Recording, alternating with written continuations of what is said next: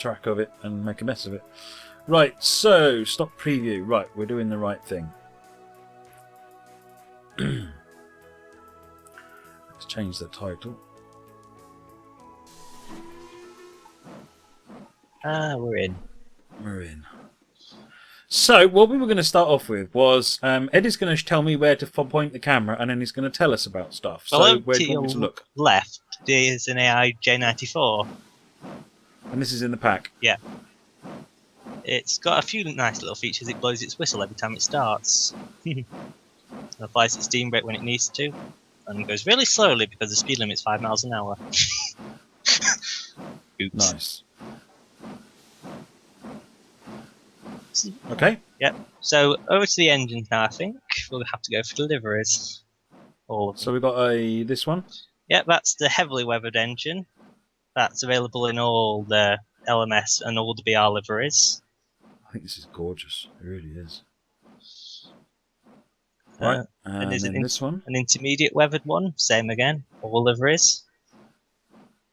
Bit greyer. Over here we've got a nice polished up one. Mr. Barnes insisted on that one. Okay, and then We've got the two L and the BR liveries. We've got one with a line tender and one with an unlined tender. An interesting thing about the L and BR liveries was they painted the rear buffer being black. oh yeah. Okay. And then we've just got a demonstration of all the liveries from 1948 till 1964. So if we go under LMS first, I can go reverse order. Which way do you want to go then? The furthest one, I think. Furthest one. This is the LMS livery. This is available usually between 1948 and 1951. Then we've got an intermediate livery. It's an early BR livery. We usually just didn't bother painting the British Rail and the tender, so the LMS remained. Then we've got early BR with a nice cycling line. Then we've got a later one with a later crest, and depending on which year, you'll also have warning flashes. And then we've got the final one with a 1964-ish livery, with the yellow cab stripe indicating it shouldn't go south of the wires of crew, I think it was. Yeah. Because the chimney's a bit too tall. These liveries are all applied via the loco numbers in the editor. Okay. If you might pop into the editor quite quickly.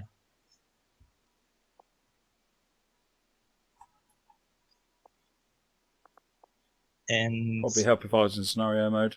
Yes, that would help. If you head over to, say, 49430, that has all the liveries. You should see under the map, helpfully. Oops. There's last few digits are 1965, I think. Yep. If you change those digits, you should see to like 1948. Oh wow! Soren Rage 95, thank you for the follow, much appreciated. As the liveries change, if you go back to 1947, it should probably be LMS livery. Yeah. So you can go through all the years from 1945 till 1965, basically.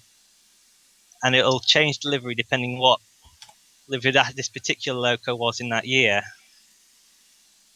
That's very cool. It also includes, so 49430. Sorry, just to interrupt you 1 minute. Fluky Howie, thank you for the donation. It says, for the children, too true. Thank you very much, Fluky Howie. Right, carry on, Ed. Each of the locos is also unique in that some locos have tender cabs, some locomotives have Wakefield fountain lubricators in the cab, and some of them have rear steam sanders and some of them have rear gravity sanders. So you might want to change that to 406, I think. Perhaps 49406. Oh, yeah, that was a bit of a bad example. 405, perhaps? So you came prepared? Yeah, I feel I should get my variant table up. Oh yeah, stuff changed. Yep, we've lost the tender cab. We've lost plus the steam sander now. And we've got Wakefield lubricators in the cab. So if you want to quickly look into the cab, there's usually a lubricator on either side of the cab under the cab windows. And some engines had them. I think about 40 had them and 20 didn't. So each locomotive has their authentic pieces. Wow. But also, each locomotive has different cab colours. So like the regulator's a different colour. Oh, jeez. This one's got its Polish regulator. You go into 395. You should have a red regulator and a black cab roof, if I recall. Wow. So all 60 G2s are unique. That's incredible. That's a lot of attention to detail.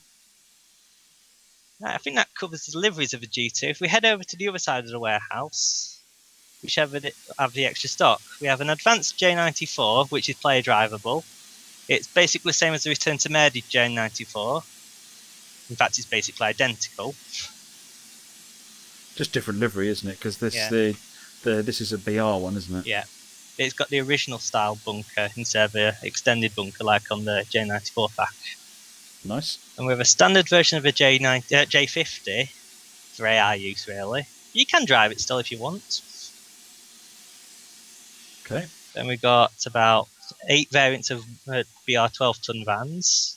We've got plywood ones or we've got planked ones. Then we've got 4 16-ton wagons, coal wagons. 4 21.5-ton coal wagons. Oh, I like that.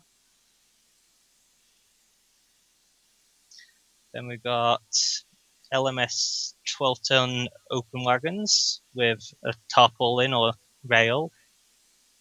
We've got an LMS 12-ton van. We've got a L&R Toad D brake van with a nice interior if you want to have a look. Wow. We'll have a look at this in a second once we got 4 27-ton iron ore tipler wagons. And I think that's it for the stock. Is that all there is? If you want to head over to the GT on the test track, if you fancy, it should be on the other direction. Other direction. Well, there we are. Oh, we might actually head into game, I think. Oops. Go into the game as well. Yeah, we could do that. Sorry for not paying attention to chat and trying to remember folds of memory. So, this is the cab of BR locos. Now, if you want to just have a quick look at the passenger in the guard's van,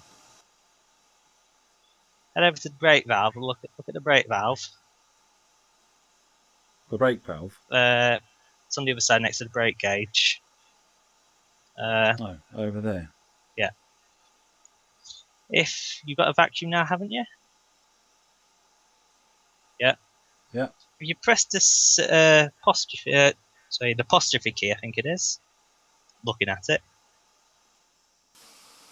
you can apply the guard's brake.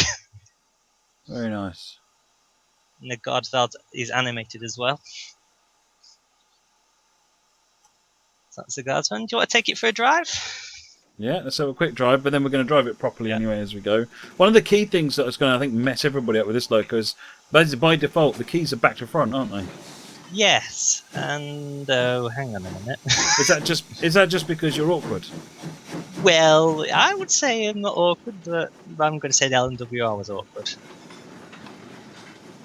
The sounds on this! OMG. Hang on a minute. The controls aren't working. I think a broken rail driver. Remember, this loco might not have the things in the order that you want them in, remember? Oh, of course, yes. It's alright, we're only going to drive in this one briefly. You might have opened the firebox doors, perhaps, and have a look at the fire. Now the fire will change colour depending on how hard you're working it, and it will also flash with each chuff in theory. Although... Oh, look at that.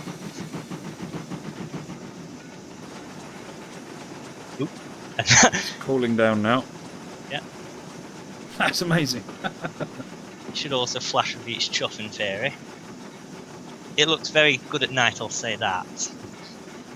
Well, let's...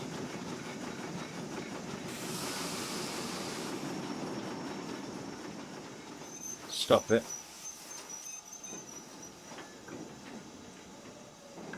Right, we've stopped.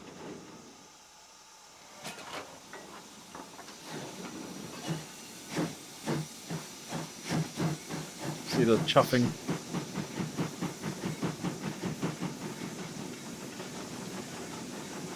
Loads of camera views as well, isn't there? Oh, I didn't steal it. I've been doing it for ages. And also, you might want to demonstrate the cab lamp, because you liked that one, didn't you? Oh yes, the cab light is awesome. It's this thing here. If I press Control H, when there's a bit less noise,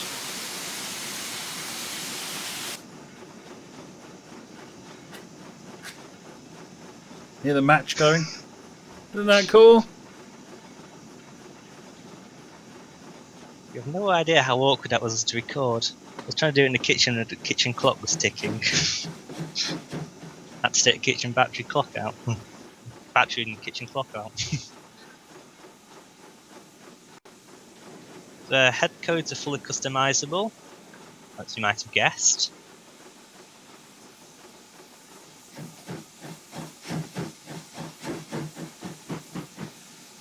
Oops. Oops. That's fine. That's fine. Well, that ends Right, that scenario. okay. That ended that scenario, but that was fine. That was all we wanted to do. Right, shall we get on and drive this thing then? Yep, let's try.